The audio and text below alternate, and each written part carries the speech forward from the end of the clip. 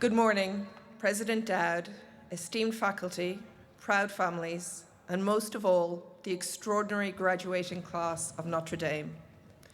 It is an immense honor to be here with you today and to receive an honorary degree from a university known across the globe not only for your academic excellence, but for your spirit, its fire and your grit. There's a reason you are called the Fighting Irish, and today, if you'll allow me, I'd like to talk about that fire, about tenacity, purpose, and the amazing, unpredictable adventure that lies ahead for all of you.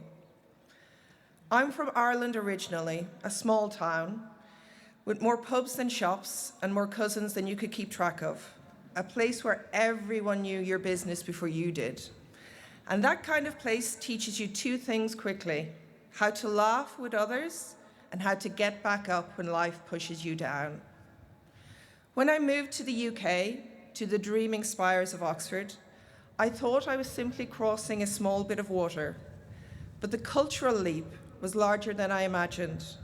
The humor was different. The rhythm of conversation was different. Even the snacks. Twiglets, Marmite, what kind of black magic is that? But over time, I found that by being open, by asking questions, and by being willing to feel out of place, I could find belonging. I never set out to become a scientist. I simply followed what I loved. I was that really annoying child that asked why about everything. Why do the stars shine? Why does bread rise? Why do grown-ups say one thing but do another? And science gave me the language to explore those questions. And it taught me that failure is just data. That for every no, there's a better yes just around the corner. Now let me say something that you may not expect from someone standing behind a podium at your graduation. But you cannot have it all of the time. That's a myth we need to retire. You can have what matters most to you, but that takes clarity, choice, and sometimes sacrifice. When my children were small, I worked part-time. It cost me, but it was the right decision. Later, during the pandemic, I worked non-stop. I missed birthdays, I missed friends, I missed family, I missed my children. But again, it was the right choice. My dad, back in Ireland, used to tell me stories of leprechauns, always Paddy, that was always their name. Not the commercial ones, but the real ones, at least in our mythology. Clever, cunning, fearless creatures who protected what mattered most to them. They weren't interested in being liked, they were interested in purpose. And one story I remember vividly, a leprechaun, Paddy of course, captured by a farmer, was asked to show where he'd buried his gold. He led the farmer to a tree and tied a red ribbon on it. But while the farmer went to fetch a shovel, the leprechaun tied red ribbons on every tree in the field. The message: if you want something, you better keep your eyes on it. Purpose needs focus. It needs fire. It needs you to choose again and again to walk toward what you value, what you hold dear, not just what is offered. The work that I've done over the past decade, and especially in 2020, designing and delivering a vaccine which saved more than 6 million lives, has been deeply collaborative. It took teams across continents, time zones, with very different accents, very different opinions, all pulling in the same direction. And that kind of unity, that diversity of thought, was our superpower. But I'll be honest, sometimes that type of collaboration isn't celebrated enough. And sometimes we seek to reduce people through labels. I've often been called a female scientist, as though my chromosomes should precede my contributions.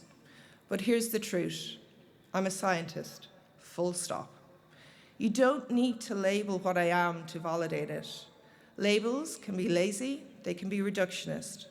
What we need are conversations, collaborations, and courage. And courage will matter especially to you. The world you're graduating into is as uncertain as it is exciting. Technology is rewriting our jobs. Climate is testing our resilience. Divides, political, economic, social, they're all growing. But you have something powerful. You have each other. The friendships you've made here, in the shadows of the Golden Dome, are part of the toolkit for your life. And you also have something more, a superpower. You carry the Irish spirit, not by passport, but by legacy. Notre Dame has always stood for more than academic excellence. It stands for hope, for grit, for swinging back when the odds say stay down.